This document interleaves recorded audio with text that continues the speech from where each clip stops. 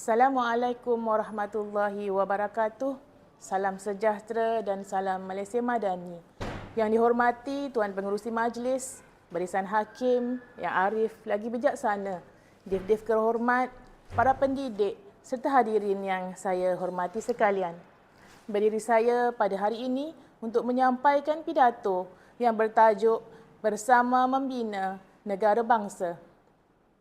Hadirin yang dihormati, negara bangsa bukan sekadar sebuah wilayah yang mempunyai sempadan dan sistem pentadbiran. Negara bangsa ialah sebuah cita-cita bersama yang menyatukan rakyat melalui identiti, nilai, aspirasi dan semangat kebersamaan. Dalam sebuah negara yang majmuk seperti Malaysia, pembinaan negara bangsa merupakan agenda yang sentiasa relevan kerana keamanan dan kemakmuran yang kita nikmati pada hari ini tidak hadir dengan sendiri. Sebaliknya terbina hasil pengorbanan, persefahaman dan kerjasama pelbagai generasi. Namun demikian, dunia yang semakin mencabar pada hari ini menuntut kita untuk memperkukuh semula asas perpaduan, asas pembinaan negara bangsa. Arus globalisasi, perkembangan teknologi maklumat, penyebaran berita palsu dan polarisasi sosial merupakan antara cabaran yang boleh menggugat perpaduan jika tidak ditangani dengan bijaksana. Persoalannya, apakah asas yang mampu memperkukuh pembinaan negara bangsa? Jawapannya terletak pada penghayatan terhadap prinsip-prinsip yang menjadi tunggang negara kita, iaitu rukun negara. Hadirin sekalian, prinsip pertama yang ingin saya ulaskan ialah kesetiaan kepada raja dan negara. Prinsip ini mengingatkan kita bahawa kestabilan sesebuah negara bergantung pada kesetiaan rakyat terhadap institusi negara yang menjadi lambang perpaduan dan kedaulatan. Dalam konteks Malaysia, yang di-Pertuan Agong dan institusi Raja-Raja Melayu merupakan payung yang menaungi seluruh rakyat tanpa mengira kaum dan agama. Kesetiaan kepada negara pula tidak terhad kepada laungan patriotik semata-mata. Sebaliknya, ia diterjemahkan melalui tindakan seperti mematuhi undang-undang, menjaga keharmonian masyarakat, melaksanakan tanggungjawab sebagai warga negara dan sentiasa mengutamakan kepentingan negara melebihi kepentingan diri. Apabila rakyat mempunyai rasa cinta dan setia kepada negara, maka akan lahirlah sebuah masyarakat yang sanggup mempertahankan keamanan dan kemakmuran tanah air. Hadirin yang dihormati, prinsip kedua ialah keluhuran perlembagaan. Perlembagaan persekutuan merupakan undang-undang tertinggi negara yang menjadi asas kepada sistem pentadbiran dan kehidupan bermasyarakat di Malaysia. Perlembagaan inilah yang menjamin hak-hak rakyat, menentukan kuasa institusi negara dan memastikan keadilan dapat ditegakkan. Dalam usaha membina negara bangsa, rakyat perlu memahami bahawa perbezaan pandangan tidak boleh diselesaikan melalui kebencian atau perpecahan. Sebaliknya, segala tindakan mestilah berpandukan perlembagaan dan saluran yang sah. Keluhuran perlembagaan mengajar kita bahawa keharmonian hanya dapat dikekalkan apabila semua pihak menghormati undang-undang dan prinsip-prinsip yang telah dipersetujui bersama sejak negara mencapai kemerdekaan.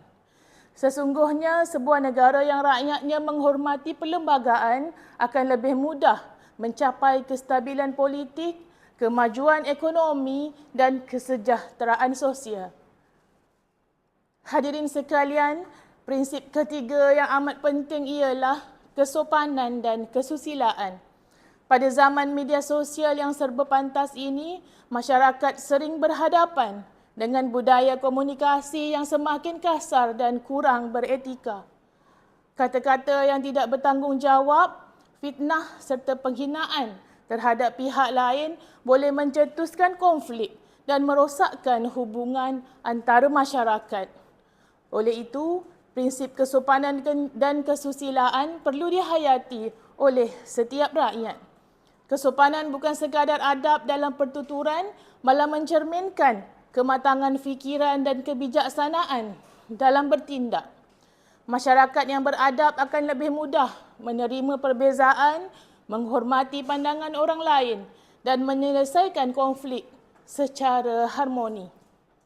Dalam konteks pendidikan pula, nilai kesopanan dan kesusilaan perlu diterapkan sejak usia muda agar generasi akan datang membesar sebagai insan yang berakhlak mulia, berintegriti dan bertanggungjawab.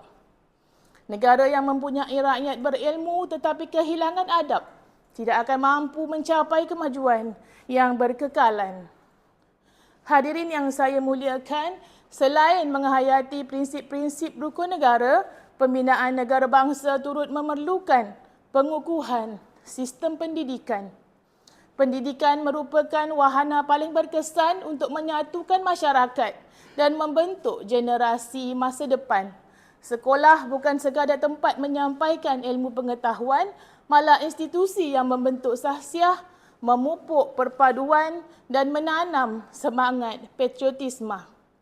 Sebagai pendidik, kita memikul amanah yang besar untuk melahirkan generasi yang bukan sahaja cemerlang akademik, tetapi juga mempunyai jati diri yang kukuh serta mampu hidup dalam masyarakat yang pelbagai. Kita perlu memastikan bahawa nilai perpaduan, hormat menghormati dan tanggungjawab sosial serta sentiasa menjadi sebahagian daripada proses pendidikan. Hadirin yang dihormati, sesungguhnya membina negara bangsa bukan tugas kerajaan semata-mata. Ia merupakan tanggungjawab bersama yang memerlukan penglibatan setiap lapisan masyarakat. Setiap tindakan yang menyemai perpaduan, setiap usaha yang memperkukuh integriti dan setiap pengorbanan yang dilakukan demi negara merupakan batu bata yang menyokong pembinaan negara bangsa.